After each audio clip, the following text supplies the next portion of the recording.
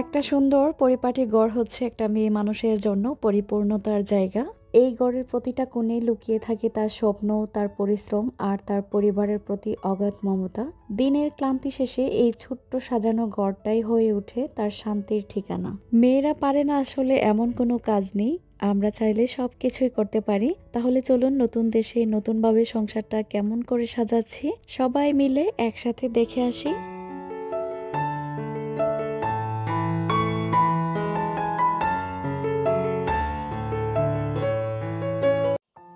আসসালামু আলাইকুম, কেমন আছেন সবাই? আশা করছি আল্লাহর অশেষ রহমতে সবাই খুব ভালো আছেন। আলহামদুলিল্লাহ, আমরাও ভালো আছি।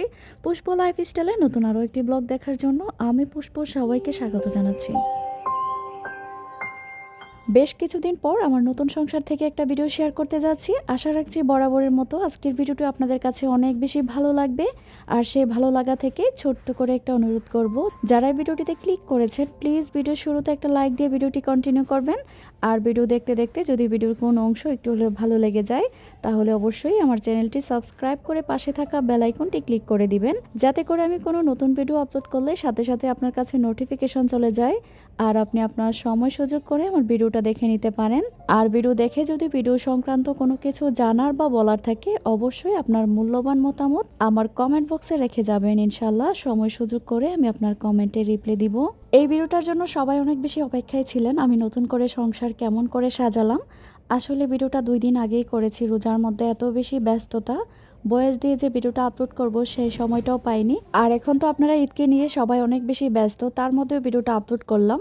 পরে হয়তো ভিডিওটা দিতে অনেক বেশি দেরি হয়ে যাবে। সামনে ঈদ আসতেছে, ইনশাল্লাহ ঈদের ব্লগ আপনাদের সাথে শেয়ার করব।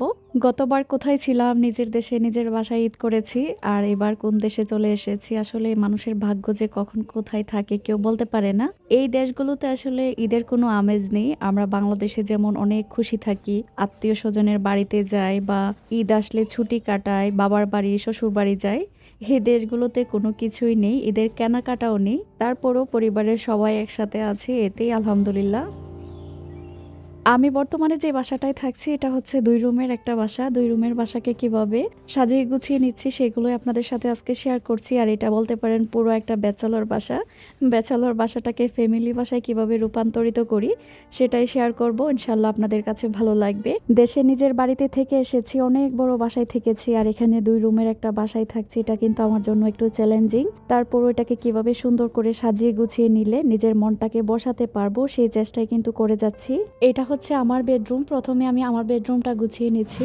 আর যা যা দেখছেন সবগুলোই কিন্তু কিনা হয়েছে। টুকটাক কিছু জিনিস দেখবেন যেগুলো আমি আমার বাসায় ইউজ করেছি, সাথে করে নিয়ে এসেছি, সেগুলো দিয়ে ঘরটা সাজানোর চেষ্টা করছি। আসলে সবকিছু তো আর কিনে পারবো না, আর এখানে তো একেবারের জন্য থাকতে আসিনি।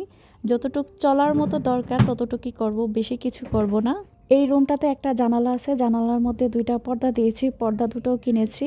আর প্রথমে আমি খাটটা গুছিয়ে নিলাম। আর এই খাটটা আমার অনেক বেশি পছন্দ হয়েছে। বাংলাদেশে এরকম খাট কেনার আমার খুব ইচ্ছে ছিল। আর এখানে মার্কেটে গিয়ে যখন খাটগুলো দেখলাম প্রথমে আমি খাটগুলো কিনেছি। আর খাটগুলোতে বিছানার চাদর বিছালে দেখি অনেক বেশি সুন্দর লাগে। খাটের পাশে ড্রয়ার সিস্টেম একটা বক্স রেখেছি। আর এই ড্রয়ারটাতে আপনাদের ভাই আর প্রয়োজনীয় যত জিনিসপত্র আছে সেগুলো যাতে রাখতে পারে সেই ব্যবস্থাই করে দিচ্ছি। আর উপরের অংশটাতে একটা টিস্যুর বক্স রেখে দিলাম। মার্কেটে যখন গেলাম দেখলাম যে টিস্যু সুন্দর একটা কাভার, সেটাও নিয়ে এসেছিলাম। আর সাজানোর সময় এটাকে কাজে লাগিয়ে দিলাম। আর লাগানোর পর দেখতে খুব ভালো লাগছিল। এই বাসার রুমের কালারগুলো হচ্ছে সাদা কালার। রুমের কালারের পাশাপাশি আমি চেষ্টা করেছি ফার্নিচারগুলো একটু সাদা রাখার। সাদা ফার্নিচার দিয়ে রুম সাজালে দেখবেন দেখতেও ভালো লাগে। আর আমার খুবই ইচ্ছে ছিল কোনো এক সময় সাদা ফার্নিচার দিয়ে রুমগুলো সাজানোর।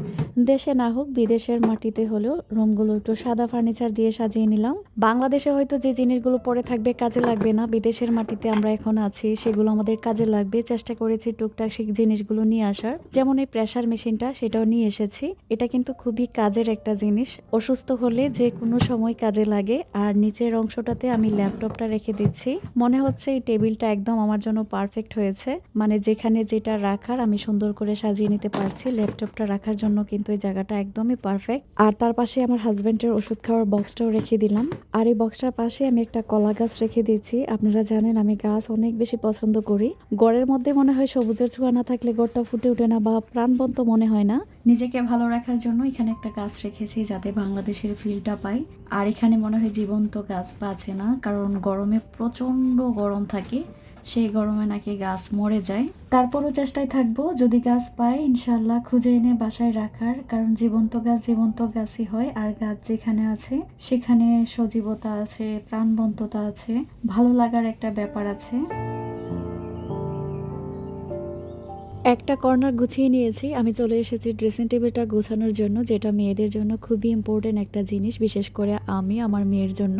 বিশ্বাস করেন ড্রেসিং টেবিলটা এত বেশি ভালো লেগেছে, আয়নাটা অনেক বেশি বড়, আর এটার মধ্যে 2টা ড্রয়ার আছে। ড্রয়ারের মধ্যে প্রয়োজনীয় জিনিসগুলো রাখা যাবে, আর প্রতিদিনের যে ব্যবহারের জিনিসগুলো আমি সুন্দর করে সাজিয়ে উপরে রেখে দিব। আর এই রানারটা তো সবাই চিনেন, আমি বাসায় ব্যবহার করেছি, এগুলো নিয়ে এসেছিলাম। তো এটা বিছানোর পর দেখলাম কালারটা খুব ফুটে উঠেছে সাদা কালারের মধ্যে। এটা বিছিয়ে আমি সবগুলো সাজিয়ে নিচ্ছি। কসমেটিক্স গুলো যদি একটা ঝুড়ির মধ্যে রাখতে পারতাম তাহলে মনে হয় দেখতে আরো ভালো লাগতো। আপাতত আমার কাছে কোনো ঝুড়ি ছিল না, এভাবেই সাজিয়ে রাখছি। আমি যে বাসাটাতে আছি এটা হচ্ছে লিফটের 6 তলা, মানে 7 তলায়। ধুলাবালুর কোনো চান্স নেই, আর উপরে তেমন কোনো আওয়াজও আসে না। রাস্তাঘাটে গাড়ির কোনো হর্ন নেই যে আলাদা কোনো আওয়াজ আসবে। আর 24 ঘন্টা জানালাগুলো লাগানোই থাকে, ধুলাবালু কিভাবে আসবে। গরমের দিন এত বেশি গরম থাকে যে জানালা খোলার কোনো চান্স থাকে না। বাসার মধ্যে 24 ঘন্টায় এসি চলে। ড্রেসিং টেবিলের উপরটা সাজিয়ে নিয়েছি, এখন ড্রয়ারটা সাজিয়ে নিয়েছি। ড্রয়ারের মধ্যে আমার হেয়ার স্ট্রেটনার, হেয়ার ড্রায়ার আর বাসা থেকে কিছু কসমেটিক্স এনেছিলাম যেগুলো এক্সট্রা ছিল, সেগুলো দিয়ে সাজিয়ে নিয়েছি। আর অপর পাশের যে ড্রয়ারটা আছে সেটার মধ্যে যে কয়টাই কসমেটিক্স আছে আমার মা মেয়ের দুজনের, সেগুলো দিয়ে সাজিয়ে নিব। প্রতিটা ভিডিওতে আপনাদের কাছে লাইক চাই, কারণ আপনারা একটা লাইক আমার ভিডিওটা আরো অনেকের কাছে পৌঁছে দিতে সাহায্য করবে। গত ভিডিওতে আপনারা এক রাতে 1000 লাইক দিয়েছিলেন, সেটার জন্য আমি অনেক অনেক কৃতজ্ঞ। আশা করি সব সময় ভালোবাসা দিয়ে আপনারা আমার পাশেই থাকবেন। এখন তো রোজা, সংসারটা সাজানো গোছানো ছিল না, এতদিন আপনাদের সাথে কন্টিনিউ ভিডিও দিতে পারিনি। ইনশাল্লাহ চেষ্টা করব ঈদের পর থেকে যতটুকুই পারি আপনাদের সাথে ভিডিওগুলো শেয়ার করার। একজন আপু বলেছিলেন আমার কাজের ভিডিওগুলো না দেখলে নাকি আপু এনার্জি পায় না। সেই ধরনের কাজের ভিডিও আমি শেয়ার করব, কারণ আমি কাজ করতে ভালোবাসি, গুছিয়ে থাকতে ভালোবাসি, সেই জন্য গুছিয়ে কাজগুলো আপনাদের সাথে শেয়ার করি। আর সেগুলোই আপনারা ভালোবেসে দেখেন।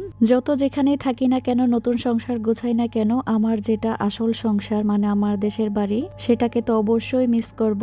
আপনারাও জানেন সেই বাসাটাকে অনেক বেশি মিস করেন। ইনশাল্লাহ আমি যখন আবার দেশে যাব, যদি কন্টিনিউ চালিয়ে রাখতে পারি ভিডিও দেওয়া, তাহলে তো অবশ্যই আমার বাসাটাকে দেখতে পারবেন।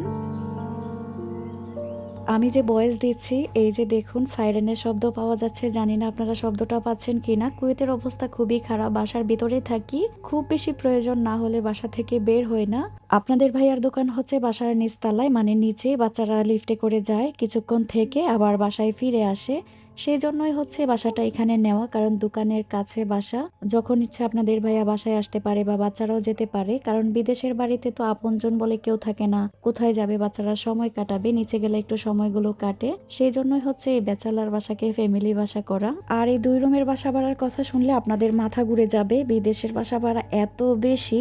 যদি সময় সুযোগ হয় বা আপনারা যদি জানতে চান, তাহলে অবশ্যই কোনো এক ভিডিওতে আপনাদের সাথে শেয়ার করব। আমার রুমটাতে একটা খাট রেখেছি, একটা ড্রেসিং টেবিল, আর যে ছোট ছোট জিনিসগুলো দেখেছেন। আর এই পাশটাতে আমি একটা আলমারি রেখেছি, এটা হচ্ছে 3 পার্টের। আলমারির এই অংশটাতে আমার কাপড়গুলোই রাখবো। এখানে তো আর বেশি কাপড় আনিনি, তোলা তোলা যে কাপড়গুলো আছে সেগুলো এনেছি, এটাতে আমার হয়ে যাবে। আর পাশের অংশটাতে হচ্ছে হ্যাঙ্গার সিস্টেম, সেখানে আপনাদের ভাইয়ার যত কাপড় আছে সেগুলোই হ্যাং করে রাখবো।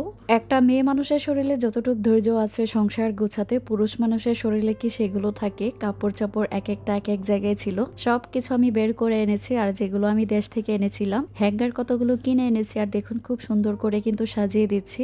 দেশে থাকতে মাঝে মধ্যে বলতো ধোয়া কোনো কাপড় নেই, আয়রন করা কোনো কাপড় নেই, বাইরে যে পরে যাব কি যে কষ্ট।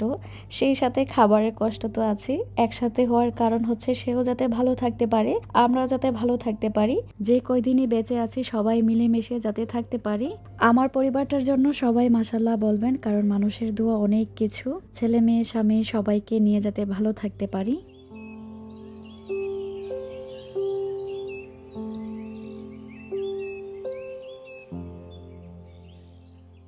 আলমারির এই পাশের অংশটাতে একটা কার্টুন রেখেছি, সেটার উপরে নামাজের বিছনাগুলো আর টুকটাক কিছু জিনিস রাখি। এখানে হচ্ছে পড়ার টেবিল রাখবো। বাচ্চাদের তো এখনো স্কুলে ভর্তি করিনি, স্কুলে যখন ভর্তি করব তখন পড়ার টেবিল নিয়ে আসবো। আর বিদেশে যেটার জন্য এসেছি সেটা হচ্ছে বাচ্চাদের পড়ালেখা, আর টেবিলটা তো হচ্ছে খুবই জরুরি। যদিও এটা একটা ফ্ল্যাট বাসা, মেইন ডোরের সামনে একটা ডাইনিং ডুইং স্পেস আছে, কিন্তু এটা এখন আর নেই, কারণ এটা নাকি যেমন আমাদের বাংলাদেশের রাজুকের প্ল্যান অনুযায়ী সবকিছু হয়, সেটা নাকি প্ল্যানে ছিল না। 2-3 মাস আগে সেটা ভেঙে ফেলেছে। যদি ওই জায়গাটা থাকতো তাহলে সোফা বা ডাইনিং টেবিল রাখতে পারতাম। তো এই রুমটাতে একটা টিভি লাগাবো, যাতে করে অবসর সময়টা টিভি দেখে পার হয় বা বাচ্চারা টিভিটা দেখতে পারে। আমার রুমটা মোটামুটি গুছিয়ে আমি এখন আমার ছেলেদের রুমে চলে এসেছি। এসে পর্দার যে স্ট্যান্ডটা, সেটা একটা জায়গা ফাঁকা ছিল, সেখানে একটা ফুলের স্ট্যান্ড ঝুলিয়ে নিলাম। তার পাশাপাশি বেডটাও গুছিয়ে নিচ্ছি। আর 2 রুমের বিছানা একই ধরনের, কালারটা একটু লাইট ডিপ। যেদিন প্রথমে এসেছিলাম বিদেশে, এই রুমটার মধ্যে ঢুকেছিলাম, বিশ্বাস করবেন কিনা জানি না, 2টা বিছানা রাখা ছিল, সিঙ্গেল বেড, আর বেডের উপরে অনেকগুলো ব্যাগ ছিল। আমার মনে হচ্ছিল যে আমি বাসাটা ফেলে আবার চলে যাই ফিরে সেই বিমানে বাংলাদেশে। আমার এত বেশি কান্না পাচ্ছিল, আমার মনে হচ্ছিল না আমি এই বাসায় কিভাবে থাকবো। আর পাশের রুমটাতে, মানে আমি যেটাতে এখন থাকি, ওটার মধ্যে কিছুই ছিল না। ওটার মধ্যে ফ্লোরে একটা বিছনা করে সবাই মিলে থেকেছিলাম। আপনাদের ভাইয়া এসে দূরের উপরে 4-5টা বালিশ কিনেছিল, 2টা কম্বল কিনেছিল, সেভাবেই থেকেছিলাম। তো আস্তে আস্তে তো যতটুকু দরকার ততটুকুই কিনলাম। আর এখন সাজানোর পর মনেই হচ্ছে না যে এটা একটা ব্যাচেলরের বাসা ছিল, মনে হয় এটা হোটেলের রুম বানিয়ে ফেলেছি। আমার ওই রকম প্ল্যান ছিল, রুম যেহেতু 2টা, ওইভাবেই হোটেলের রুমগুলোর মতো যে একটা সুন্দর বিছানা থাকে, একটা আলমারি থাকে, আর নিচে কার্পেট, মানে একটু গোছানো থাকবে। আপনাদের ভাই দেশে থাকতে রুমগুলোকে রং করিয়েছিল, আর যতটুকু পরিষ্কার করা দরকার ততটুকু পরিষ্কার করেছে। ব্যাচেলরের বাসা পরিষ্কার করলে আর কতটুকু পরিষ্কার হবে। ফ্লোরগুলোর অবস্থা তেমন ভালো না, সেই জন্য পুরো বাসাতে কার্পেট বিছিয়ে দিয়েছি, মোছামুছির কোনো ঝামেলা নেই। সে দেশে থাকতে খুব টেনশন করতো, তোমরা যখন বিদেশে যাবে অনেক কষ্ট করবে, কারণ তোমরা যে পরিবেশে থাকো এখানে গেলে হয়তো ওই পরিবেশ পাবে না। একটু কষ্ট করে ধৈর্য নিয়ে থাকো, তারপর সবকিছু ঠিক করে দিব। যদি সে এই দেশে থাকতো, আমরা আসতাম, তাহলে দেখতাম সবকিছুই গোছানো আছে। একটা কথা আছে, সবাই জানেন, যে নারীর স্বামী ভালো তার জন্য কিন্তু পৃথিবীতেই এক টুকরো স্বর্গ। আমাকে সে কোনো কিছুর অভাব দেয়নি, কোনো কিছুতেই কষ্ট রাখেনি, শেষ পর্যন্ত যাতে একসাথে থাকতে পারি সেই জন্য বিদেশি টেনে নিয়ে এসেছে। সে হচ্ছে আমাদের মাথার উপরে বটগাছ, তার জন্য আমি মন থেকে সব সময় দোয়া করি আল্লাহ যাতে ওকে সব সময় ভালো রাখে। সে ভালো থাকলে, সে সুস্থ থাকলে আমরাও ভালো থাকবো, আমার ছেলে মেয়েও ভালো থাকবে। বাসাটা গোছানোর পর আমি রুমগুলো ঝাড়ু দিয়ে দিচ্ছি। আর ঝাড়ুর অবস্থা দেখেন, বাংলাদেশে কি দিয়ে ঝাড়ু দিয়েছি আর বিদেশে এসে কি মহা বিপদে পড়েছি। না বিছনাগুলো ঝাড়তে পারছি, না রুমগুলো মনের মতো করে ঝাড়ু দিতে পারছি। এই ব্রাশের সাহায্যে টেনে টেনে ময়লাগুলো পরিষ্কার করতে হচ্ছে, আমি ঝাড়ু দিয়ে একটু শান্তি পাচ্ছি না। আর দেশ থেকে আমি ঝাড়ু আনতে ভুলে গেছি, মানে বিছনা ঝাড়ু। আর কাটাকাটি করার জন্য দা, ভর্তা বানানোর জন্য শিল পাটা। যারা বিদেশে আসবেন অবশ্যই এই জিনিসগুলো নিয়ে আসবেন, আমার মতো ভুল করবেন না। ছুরি দিয়ে রান্নাঘরে সব কিছু কাটাকাটি করতে হচ্ছে। দেখতে দেখতে তো অনেক দিন হয়ে গেল সংসারের কাজগুলো নিজে নিজেই করতে হয়। আগে তো খালা সাহায্য করতো, এখন আর সাহায্য করার মানুষ নেই। তারপরও আমার হাজবেন্ড যতটুক সম্ভব দোকান থেকে এসে রান্নাঘরে যতটুক সাহায্য করা প্রয়োজন আমাকে সাহায্য করে। আগে তাকে এত কাজ করতে দেখিনি। যখন বাংলাদেশে যেত আমি কিন্তু টোটালি বসিয়ে রাখতাম, কোনো কাজ করতে দিতাম না।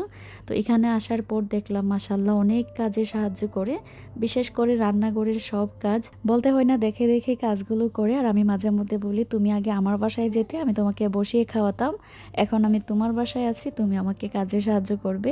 রান্না বান্নারও তেমন একটা ঝামেলা থাকে না। ইফতারি দেখা যায় মাঝে মধ্যে বাইরে থেকে নিয়ে আসে, আর সেহরিটা আমি বাসায় রান্না করি, রাতের বেলা রান্না করি। থালা বাসনগুলো তো ধুতে হয়, পাতিলগুলো ধুইতে কষ্ট হয়ে যায় বেশি, কারণ খালাই তো এগুলো সব কাজ করতো। বিদেশের মাটিতে তো আর কাজের মহিলা নেই, নিজে নিজেই সবকিছু করতে হবে। রুমগুলো গোছানোর পর আমি একটু স্প্রে করে দিচ্ছি, যাতে করে আরো বেশি ফ্রেশ লাগে। চলুন তাহলে আমার নতুন সংসার 2 রুমের একটা ব্যাচেলর বাসাকে কিভাবে সাজালাম এক নজরে শেয়ার করি। যদি ভালো লাগে অবশ্যই কিন্তু আপনার মতামত আমাকে জানিয়ে যাবেন। আর দেখতে দেখতে আমিও ভিডিওর শেষ প্রান্তে চলে এসেছি। সবাইকে কিন্তু অগ্রিম ঈদ মোবারক জানাচ্ছি। ঈদের আগে হয়তো আর ব্লগ শেয়ার করা হবে না। যে যেখানে আছেন সুস্থ থাকেন, ভালো থাকেন, আমাদের জন্য অবশ্যই দোয়া করবেন। সবাইকে জানাই আমার পরিবারের পক্ষ থেকে ঈদ মোবারক। আয়েশা মনিকে যারা মিস করেন, এই অংশটা হচ্ছে তাদের জন্য।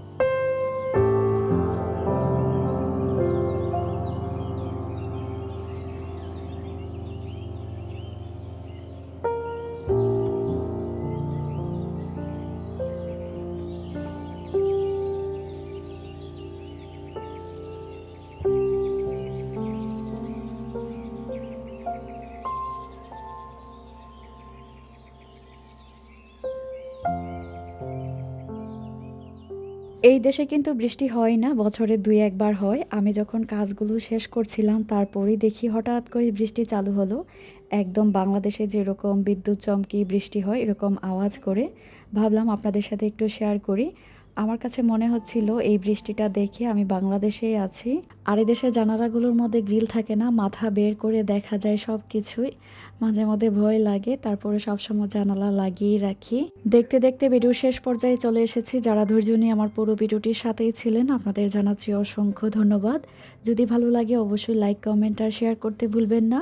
আপনারা সবাই ভালো থাকবেন, আমিও আমার পরিবারের জন্য সবাই দোয়া করবেন। আল্লাহ হাফেজ, আসসালামু আলাইকুম।